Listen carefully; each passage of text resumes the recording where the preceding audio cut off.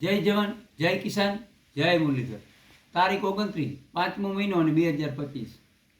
હવે આપણે ક્યાંક ને ક્યાંક આપણા ઘણા ગુજરાતના ભાગોમાં અત્યારે માવઠું એક આફત રૂપે વરસી રહ્યું છે અને તોફાની પણ પવન પણ હોય છે.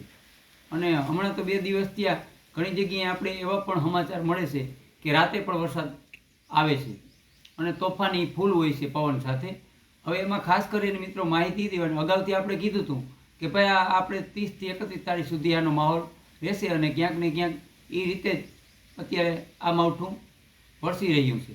પણ આમ જોઈએ તો આજે 29 તારીખ છે અને કાલે 30 તારીખ છે.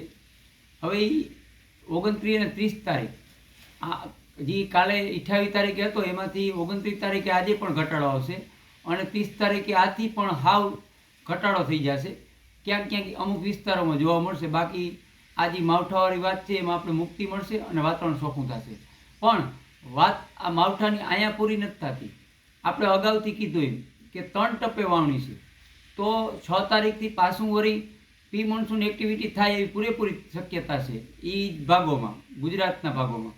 અને સૌરાષ્ટ્રના એકલ દુકલ સેન્ટરમાં દરિયાકાંઠે જોવા મળે તો ભલે, પણ 6 થી 10માં અને પછી બીજો આપણે ગણતરી કરીએ તો 11 થી 16માં એમાં તો આપણે પશ્ચિમ સૌરાષ્ટ્રમાં પણ વાવણી લાયક વરસાદ થઈ જાય. એ રાઉન્ડ સારો હશે. એટલે આમ જોઈએ તેનાથી આપણે મુક્તિ નથી મળી, પણ ટૂંકમાં જે 11 થી 16નો રાઉન્ડ છે એમાં તો ઘણી જગ્યાએ વાવણી થઈ જાય અને વાવણી કરવાનું ટાણું પણ થઈ જાય. હવે નૈઋત્યનું ચોમાસાની વાત કરીએ તો નૈઋત્યનું ચોમાસું ભલે અત્યારે ત્યાં મુંબઈ કે મહારાષ્ટ્રની આજુબાજુમાં ખોરવાનું હોય, પણ એમાં કોઈ લાંબો ફેર નહીં પડે. 2-4 દી આમ કે આમ થાય, પણ નૈઋત્યનું ચોમાસું ટાણાસર જ પૂગી જશે અને એની પહેલાં આપણે વાવણી થઈ જશે.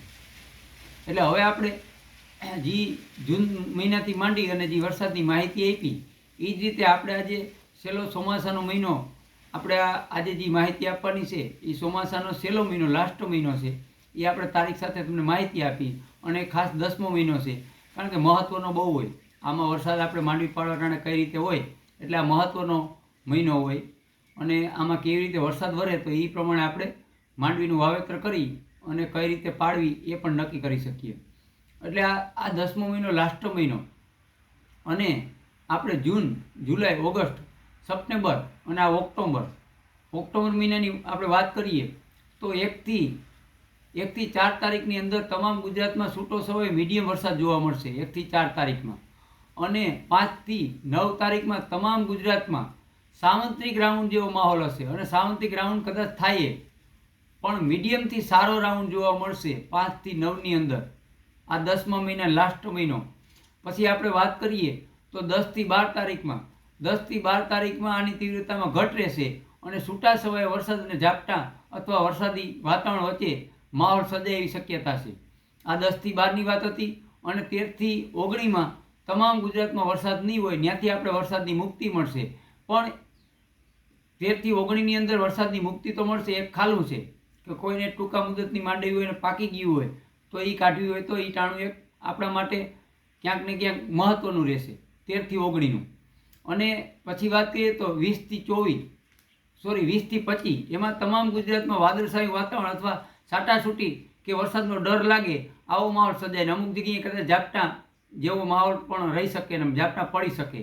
પછી આપણે લાસ્ટની વાત કરીએ મિત્રો તો 26 થી 27, જે 10મા મહિનાની લાસ્ટ તારીખ 26 થી 27, એમાં ખાસ મહત્ત્વનું એ છે કે પરવાઈ જે લાસ્ટ માવઠું હતું 2024નું એ પણ કચ્છ સારો થયેલો હતો, પણ એનો કોઈ આપણે ખતરો નહોતો અને આમ જોઈએ તો આપણી ઉપર આવ્યું નહોતું. એટલે ક્યાંક ને ક્યાંક આ સમય એવો હોય કે એમાં કચ્છ થયેલો હોય, એની ગણતરી આપણે તારીખ લખેલી હોય તો જે 26 થી 27 છે, જો એને હવામાન અને ક્યાંક ને ક્યાંક તાપમાન મળે તો 26 થી 27, 10મા મહિનાની એન્ડની તારીખ 26 થી 27 તારીખની અંદર એ 2 દિવસ આમ જોઈએ તો ગુજરાતમાં વરસાદ જોવા મળે એમ છે, મીડિયમથી સારો એવો. એટલે ક્યાંક ને ક્યાંક એ જ વરસાદ થાય તો અમુક છૂટો છવાયો રહેશે એ વિસ્તારોમાં માવઠારૂપી વરસાદ થાય એવી શક્યતા પૂરેપૂરી છે. પણ એનો ડર નથી રાખવાનો, કારણ કે આમ જોઈએ તો ત્યારે ઋતુ પણ એવી આવી જતી હોય કે એને સપોર્ટ ના આપે તો ખાલી એને સંજોગ હાંસવી અને કસરૂપે થઈ અને વયું જતું હોય. એટલે આ તો આપણે 10મા મહિનાનો અને ઓક્ટોબર મહિનાની માહિતી તો મિત્રો પહેલેથી નવા મિત્રો જોડાણા હોય એ મારા જૂન મહિનાથી માંડી અને ઓક્ટોબર મહિના સુધીના વિડીયા તમામ જોઈ લેજો, જેથી કરીને ચોમાસામાં તમને પણ કામ આવે. અને ક્યાંક ને ક્યાંક જે હું અનુભવ કરતો હોઉં એ અનુભવ તમારી સામે હું એટલી માહિતી આપું છું કે આ જે તમને તારીખોનું જે ખાલું આપ્યું છે એ ક્યાંક ને ક્યાંક તમને કામ આવી શકે. અને મિત્રો એક તમને એક વાત કરું છું કે દિલથી કે કોઈ પણ આગાહીકાર હોય એનો એ અનુભવ કરતા હોય, ઈશ્વરથી કોઈ મોટો નથી, પણ અનુભવ છે એ ક્યાંક ને ક્યાંક કામ પણ આવતો હોય. અને અનુભવ ઘણીવાર છે એ સચોટ માહિતી પણ દેતો હોય. પણ આપણે જે મનથી નક્કી કરેલું હોય એ જ વાવેતર કરવાનું હોય. હું નહીં પણ કોઈ પણ ગુજરાતના આગાહીકારો જે પણ માહિતી દેતા હોય એની માહિતી લેવાય, એનું આપણે બધાના વિડીયા જોવાય. પણ ક્યાંક ને ક્યાંક મારો કહેવાનો મતલબ એ છે કે આપણે મનની અંદર આપણું જે પરિવારનું નક્કી કરેલું હોય એ જ વાવેતર કરવું જોઈએ, જેથી કરી અને આપણે સફળતા મળે.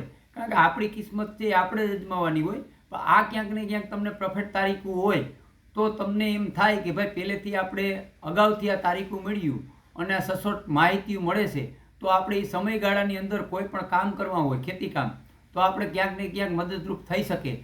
એના માટે થઈને અગાઉ આયોજન આપતા હોય. અને કાલનો વિડીયો મિત્રો, કાલે 30 તારીખે વિડીયો મૂકી એ બહુ મહત્ત્વનો હશે. અને ખરેખર એ વિડીયો પણ પૂરેપૂરો જોજો અને આ તમામ વરસાદના વિડીયો જોજો. આપણે આ વિડીયો અહીં પૂરો કરી. જય જવાન, જય કિસાન, જય મુરલીધર.